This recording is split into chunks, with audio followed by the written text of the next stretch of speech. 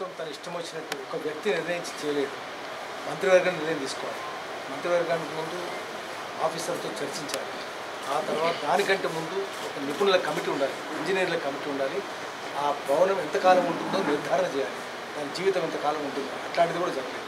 ఏది జరగకుండా ఒక అర్ధరాత్రి కలబడితే కళలో వచ్చిన దాన్ని తెల్లారి ప్రజలకు చెప్పి కూల్చేస్తామని చెప్పడం సరైనది కాదు. ఎందుకంటే దానికంటే పాత భవనాలు అన్ని క్షేమంగా ఉన్నాయి.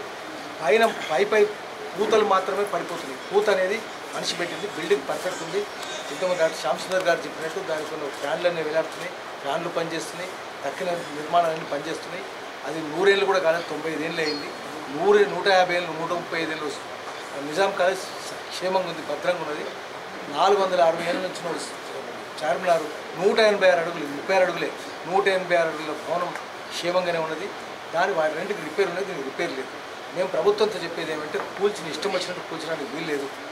రెండవది, దీని వెనక ఒక కుట్ర ఏం కనిపిస్తుంది అంటే కూలిస్తే పైసలు రావచ్చు, కడితే పైసలు రావచ్చు, అది వేరే విషయం. కానీ దీని వెనుక కార్పొరేట్ ఆసుపత్రుల కుట్ర ఉన్నది అనిపిస్తుంది. ఎందుకంటే ఈ ఆసుపత్రి 4-5 ఏళ్ళు మూతపడితే ఆ ఆసుపత్రి పేషెంట్స్ అందరూ ప్రైవేట్ ఆసుపత్రికి పోతారు. ఆ ప్రైవేట్ ఆసుపత్రి ఇప్పుడు టీఆర్ఎస్ సంబంధించిన అధికార పార్టీకి సంబంధించి చాలా ఆసుపత్రులు ఉన్నాయి. మనకు తెలుసు